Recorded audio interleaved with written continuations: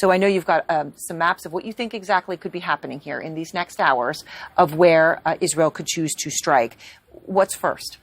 Well, first of all, as you say, I think it's a matter of when and where and how strong and in what order. And this is based, the maps that we're seeing is based on the experts at FDD, Benham Ben Taleblu, Andrea Stricker, Said Gasseminijad, and Mark Dubovitz, and the FDD Visual Intelligence team. What we've done is to analyze, first and foremost, the military infrastructure that Iran has in place, which probably will be the first target of an Israeli attack. There are specific bases where the assessment is that most of the rockets, the 180 missiles that were fired... On Tuesday, here. Exactly. They were fired from specific bases in Iran towards Israel. Those are the Arak and Isfahan and Imam Ali bases. And I think it's fair to assume that there will be some kind of issue with striking those first, because... Those three, because that is where they struck from. Important to mention that the Iranians do have air defenses, and in any future scenario, Israel will want to take care of those air defenses in order to facilitate other attacks on other locations. Are they confident they can do that? Because one thing they don't, or that you don't want to have happen, is what happened to the Iranians, right? I mean, a lot of things came through, but they didn't hit the targets. They didn't do massive destruction everywhere. Israel can't afford for that to be the outcome of what you do. No, and that's not how Israel operates. That's also one of the differences between having a plane with a pilot and fifth-generation capabilities versus a missile that is fired from hundreds of kilometers away and only has limited ability to actually pinpoint the strike. When there's a pilot in the cockpit and very good intel, the chances of striking, yes, are much higher. All right, so you talk about those three sites where the missiles were launched from that you think there would definitely be strikes there. Right. President Biden, we heard a moment ago, say he's open to strikes on oil facilities. Some believe that that's deeply escalatory. But I know you believe that should be on the table, and you have gone through specific infrastructure that you think right now, if you're in the Israeli war cabinet, that they are targeting for this strike. Yeah. So, I mean, what we're talking about is there's about 14 major oil refineries and oil-related locations spread all over Iran. Some of them are, most of them, of course, along the sea. That is where they export from. Many people are familiar with Kharj in the western part of the coast, and, of course, Bandar Abbas. But there's many other locations that are very vital to the economy of the Islamic Republic.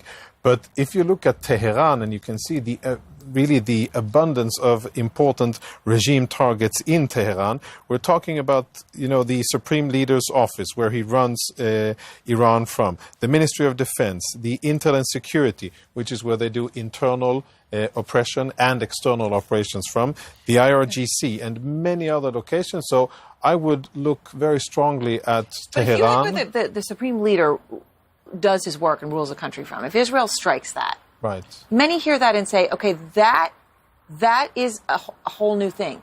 Is that a whole, do you telegraph ahead so you make sure he's not there? I mean, how would you suggest something like that be executed? Yeah, so that very much depends on what Israel wants to achieve, what strategy Israel has, and what the end game is. If Israel only wants to deal Iran a severe military blow, then the first slide we spoke about, military targets, that will send that message. If Israel wants to go further, and many say that this is the best opportunity that Israel will have. They say go for the nuclear facilities. Go for the nuclear or go for regime.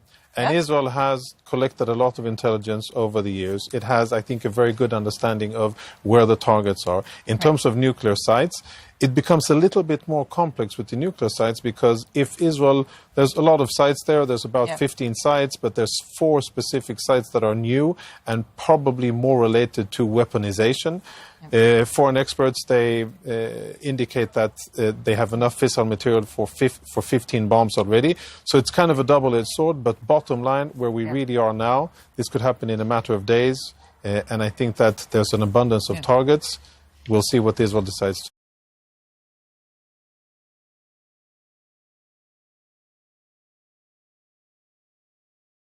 You have essentially written about the U.S. needs another strategy.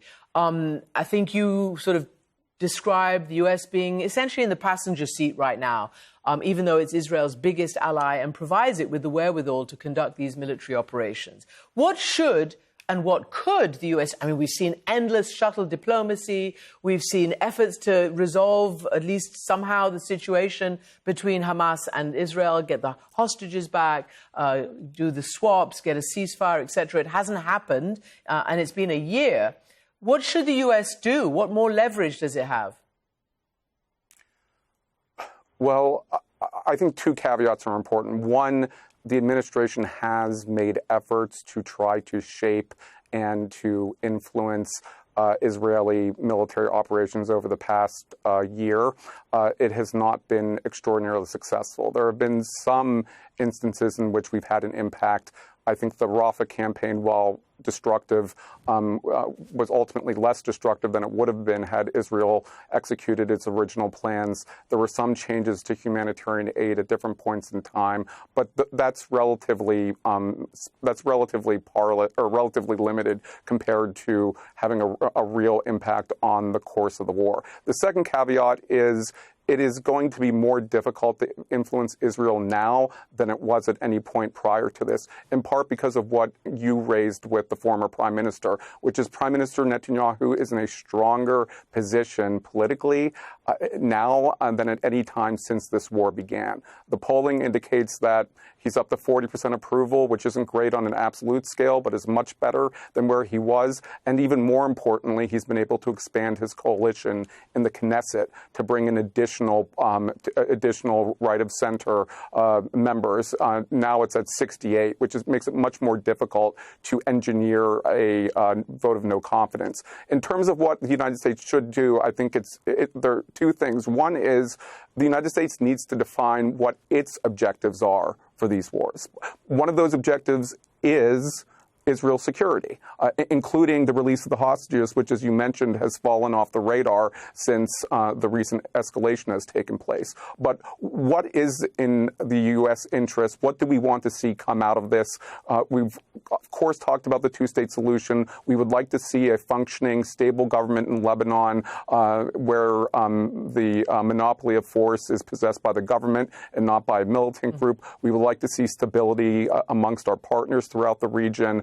We certainly want to ensure that international commerce is continuing, not just oil and gas, but a lot of other goods. All of those are part of what we need to achieve, and we need to assess what's happening against those rather than simply evaluating what's happening against Israel's own standards, which are not exactly the same as ours, and we may have differences of opinion as to what is in Israel's interests or not. How you do that, I think, is you need to reach an understanding with Israel regarding what the parameters of these campaigns are going to be. And I always think back to the Atlantic Charter when the United States supported Britain during World War II and ultimately joined the war. President Roosevelt was able to get Prime Minister Churchill to sign a charter saying, this is what we're trying to achieve in this war, and it includes the liberation of colonies, which obviously Prime Minister Churchill was not particularly keen about. So we do have precedent. It is reasonable, given U.S. influence, to shape that. In terms of tactics, I think we need to apply more political pressure on Prime Minister Netanyahu in particular and his coalition. And you've even written... you've even written in your latest, Blinken, i.e. Secretary of State, would have to persuade Netanyahu that he has something to lose by spurning the U.S., and so far that message has not been telegraphed.